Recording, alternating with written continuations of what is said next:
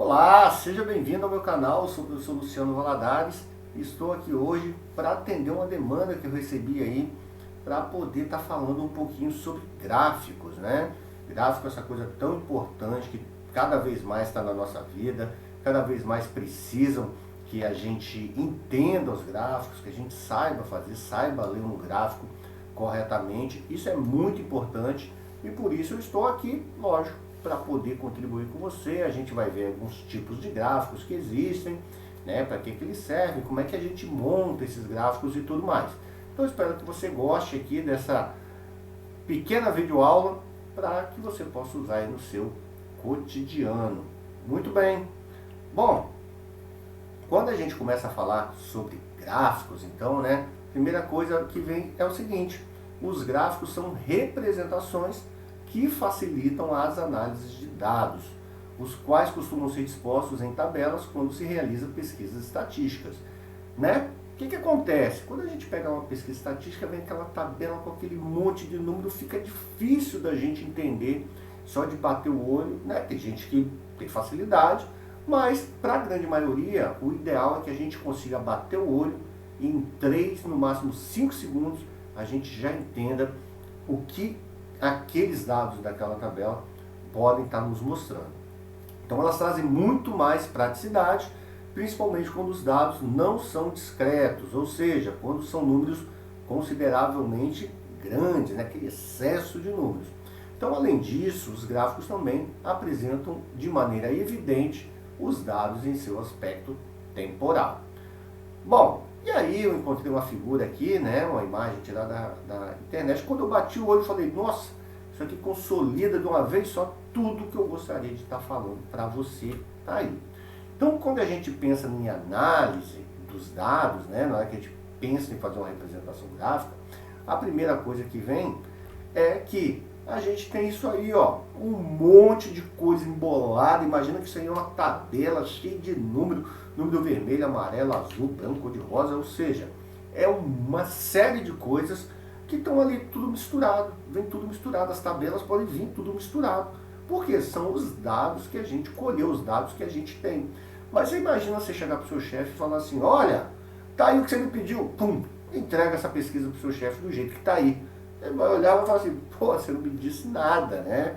Porque eu não estou entendendo. E aí ele vai e te pergunta, e aí, tá bom ou tá ruim? E aí você vai falar, pera aí que eu tenho que dar uma sapiada aqui então, chefe. E aí você, primeira coisa que tem que fazer é dar uma classificada nesses dados, né? Pegar aí e falar assim, deixa eu separar por cor aqui, para eu ter uma exata noção do que eu tenho. Na primeira imagem lá dos dados, a gente não sabia quantas cores.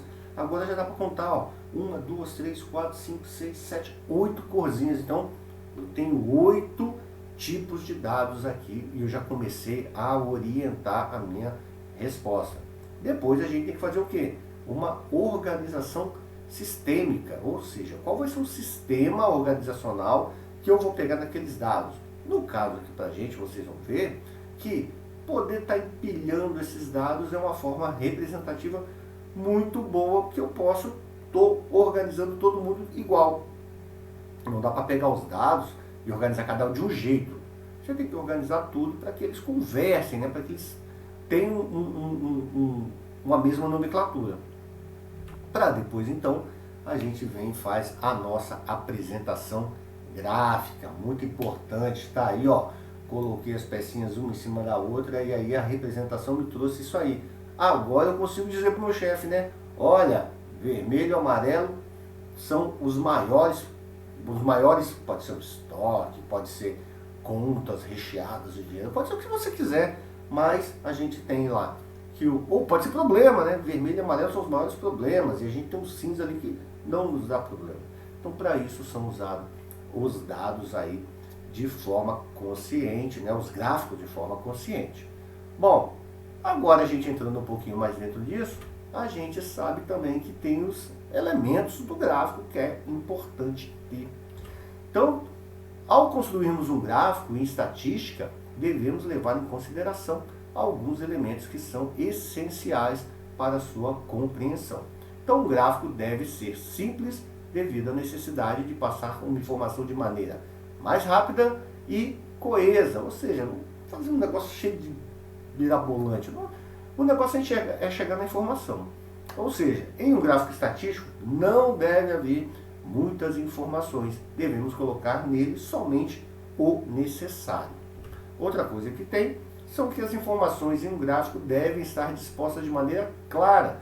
Ou seja, que tenha uma ideia do que está acontecendo. Não adianta, igual aquele primeiro gráfico que eu coloquei, coloca um maior aqui, um menor ali, embolar tudo. Não, tem que ter tem que ser uma disposição bacana e verídica para que os resultados finais sejam dados de modo coeso com a finalidade da pesquisa. Então, entrando um pouquinho mais, todo gráfico deve trazer então um título. O gráfico necessita de um título que informe sobre o que ele está tratando. É importante a gente pegar e falar, é um gráfico de quê? Se você não colocar um título, igual lá, aquele das imagens que eu coloquei, não tinha título. E é um gráfico de quê? Não sei, pode ser de qualquer coisa. Então a gente tem que colocar o título no gráfico. Outra coisa, fonte. Para um gráfico ser confiável, ele precisa apresentar de onde os dados foram retirados, ou seja, citar a referência. Esse gráfico está baseado na tabela, né? Seja lá qual for a tabela que você está pegando. Outra coisa e outro elemento são os números. Então os números são essenciais, pois através deles são representados os dados, o período de tempo e outras informações importantes que pode ter aí no seu gráfico. Tem ainda legenda. Pense o seguinte, gente, quem está vendo o seu gráfico não sabe de onde você tirou aquilo. Você sabe, você que fez. Agora, quem está fora, cara, eu preciso me orientar. Então tem que ter as legendas também. A legenda é fundamental para auxiliar na leitura do gráfico, explicando o que significa cada elemento que o compõe. Bom, e aí temos aí então um gráficozinho. Deixa eu pegar aqui, você que já me acompanha sabe que eu gosto do meu apontador laser aqui. Então você vê, aqui nós temos acima do gráfico o título, dizendo do que se trata isso.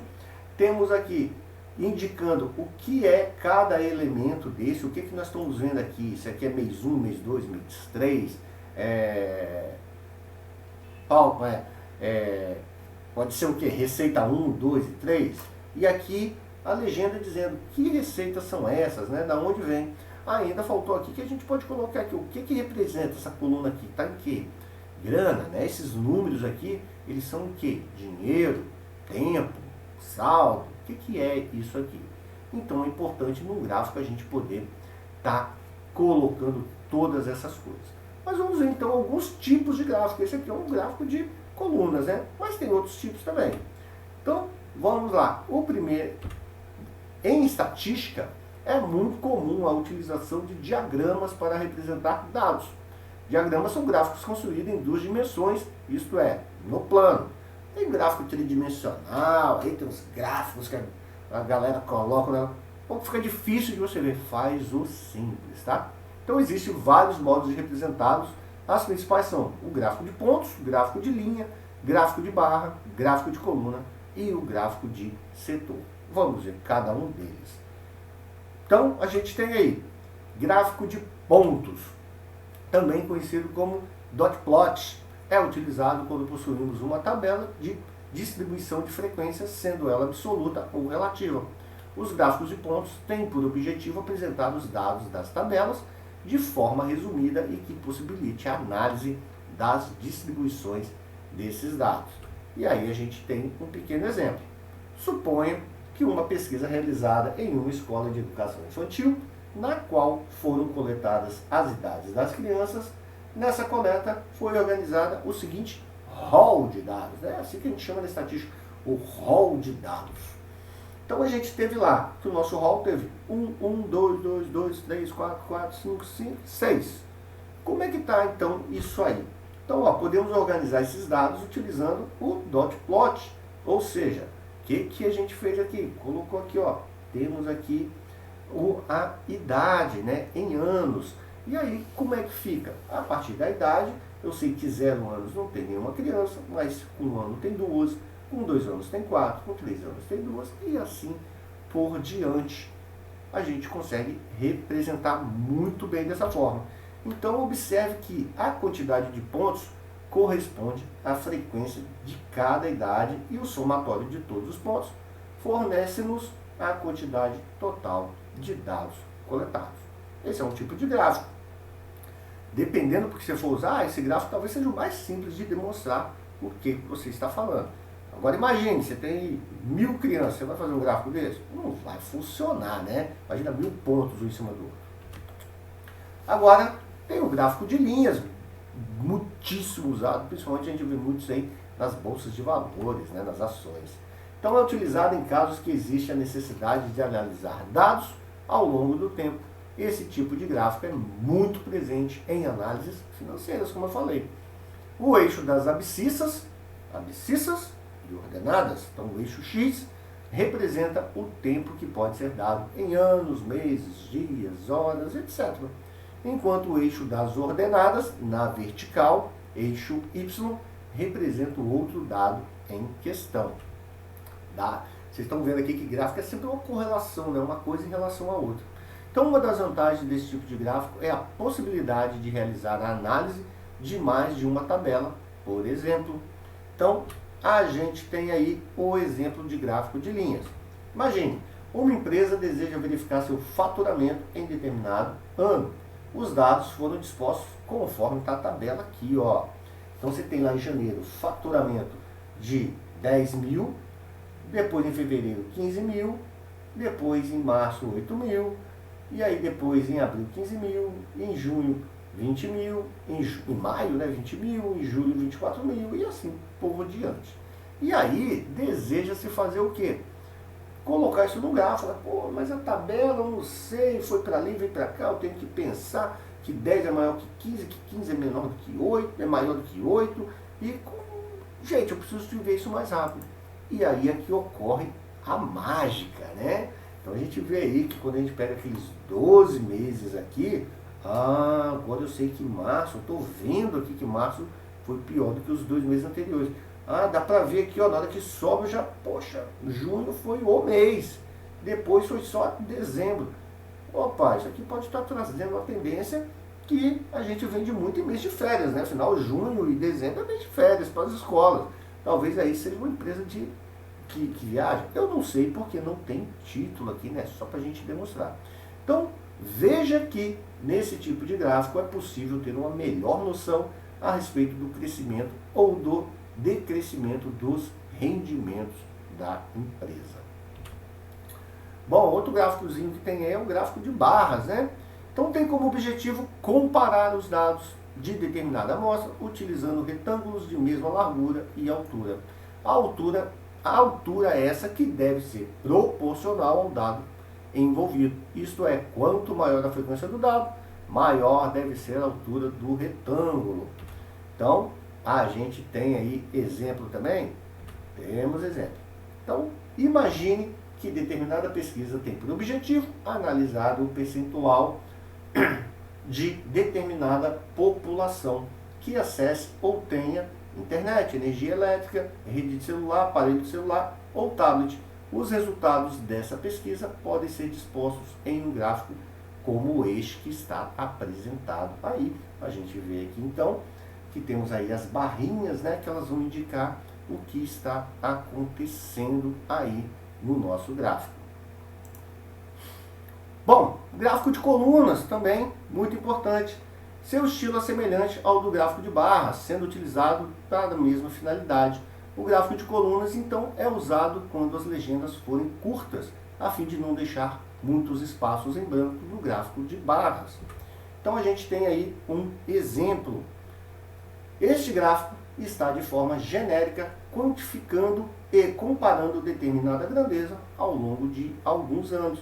Então a gente está aqui, ó, 2013, 14, 15, 16, 17, a gente vê aqui, né, as grandezas sendo comparadas umas com as outras. Temos também o gráfico de setor ou pizza, como também é muito conhecido aí.